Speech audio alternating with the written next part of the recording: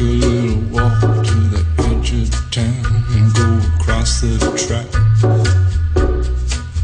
where the viaduct looms like a bird of doom as it ships and cracks. I think we're gonna prolong this discussion and just say thanks for calling, Aaliyah. If you don't mind, I'd like to ask a question and make a comment. Sure. I thought it was interesting because I saw Atheist community and so forth on the banner behind, and I thought it was kind of funny because if you guys don't believe in God and that's the topic of the show, then it's funny because that's almost like saying we don't believe in unicorns, and every week or every month we're going to have a show about it, you know?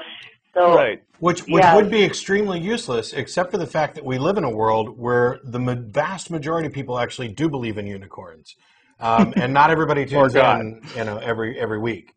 I haven't met a lot of people who do believe in unicorns. I was using that as an analogy for God. Sorry. And one last comment you said earlier. You said something like, "Is there anybody that would die, for me, or if they would, go to hell for me? I don't know anybody that would." There is one person who actually did die for you and did go to hell for you, and his name. I'm not going to buy that as an answer, because if you're going to say Jesus Christ, then he went to hell for 3 days, and after that he got to live in an eternity, for an eternity in heaven, as the ruler of the universe. So when it comes to sacrifices, yeah, I mean, how's that much of a sacrifice? I mean, at least when Elvis died for my sins, he stayed dead. Hey, I don't know many people that would roll up their sleeves and put their hands in a whole bunch of doo-doo for you, but I know one man who did. Well, how do you know that he did? Because there's no evidence. There is evidence. It's documented historically. Really? And, where? Yeah. Where? I mean, plenty of things. If you go to the land, that the Bible talks about, there are places. It's almost like what land is that? You're reading. I mean, every biblical place in the Bible is documented as. And New York is a real place, but that doesn't mean Spider-Man's real. Yeah, but that's different. Like, basically, you have how is 40 it different? It's different like this. If 40 people witnessed a car accident and they're all giving their version of it. No, the Bible wasn't written by eyewitnesses. It was written by people that they didn't have the resources that we have today. Just because today we do things differently, the word of mouth spreads differently there. People didn't have the resources that we do today. I don't understand why that's relevant. Yeah. I mean, you're talking about, if you look at the Bible, at the story of Jesus as it's represented in the Bible, you've got a number of claims, a virgin birth, a ton of miracles, this death and resurrection thing, and all of it is, at best, hearsay.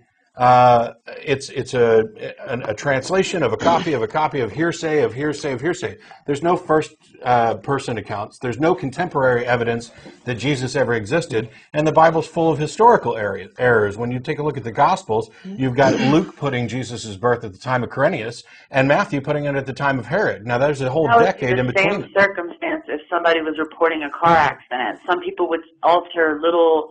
Say, oh, I saw it like this, and another person will say, I saw it like that, but the main theme or the main thing of the accident would still be the same, with minor details different. Yeah, but on the other hand, if you had a car accident where one person was reporting that it was in Detroit and one person was reporting that it happened in San Francisco, you might wonder whether those people actually really saw the same car accident. Well, let me ask you this. And I mean, there are passages in the Bible where one gospel says that Jesus showed up in a completely different city from another gospel. Well, the same thing would happen if you passed away and your friends were talking about your life and saying, oh, I remember when he was like this, and one friend would remember it a certain way, and yes, but none of my friends another certain way. I remember that night, but he might have some of the details. None of my friends are going to claim that I rose from the dead or walked on water. Just because but they might remember things like you wrote a book and you did this and you did that. So what? So the things that you did do, they would recall and speak proudly of the things that you did. Hang on, I had to put you on hold because we have a problem with the mics where you can't hear over it. I'll bring you right back. There's a difference between accepting secondhand hearsay, testimonial, anecdotal evidence for mundane things, like he wrote a book or he said good morning to me every day. And then there's a difference between that and accepting this anecdotal testimonial evidence for he fed 5,000 people with a few loaves and fishes or rose again after being dead. Those situations are not equal. You have to have more evidence. Extraordinary claims require extraordinary evidence. And when we're talking about Jesus, outside of the Bible, which none of it is written by any eyewitnesses, there is no contemporary account that the guy even existed at all. And when you've got a situation where there's no confirming evidence, the Bible gets historical facts wrong, and it makes extraordinary claims, then there's insufficient justification to believe it. And in reality, you're only believing it because you want to believe it. Am I back? Yeah. Okay. Yeah. It's not so much that, like, how can I put into words what I want to say? You said something about how it's not historical, or that he might not have even existed. Right, and it's so strange to me how that could be possible. You know why? He didn't exist. What? You know why it's strange to you? Because you haven't bothered to research it. You came on early on saying that this was all historical stuff and it's verified and all you need to do is go to the land that the Bible talks about. Oh, absolutely. Do you see exactly where Jesus walked and the things that he did? No. You're not understanding. Those are claims you're making and none of them are true. You haven't bothered to research this. What you've done is you've accepted claims from the pulpit. People will tell you this is all historically verifiable, when in fact none of it is. Yes, you can go to the land where people say that he walked, but there's no evidence there that it actually happened, and there's certainly no evidence that somebody died and rose from the dead. Historically, there is in other documentations. No, there's not. I'm sorry. I mean, if all you're going to do is keep asserting that there is, and I'm going to keep telling you that there isn't, then we're going to get nowhere. And what I'd actually recommend you do is read a book on history, read some ideas from people who don't necessarily support your preconceived notions, read some stuff by Robert M. Price on the historicity of Jesus. Hell, go to Wikipedia and look up the historicity of Jesus. Try and call me back in a week, email me, whatever. Provide any single contemporary account, contemporary with when Jesus was supposed to live, that mentions him at all or anything he did.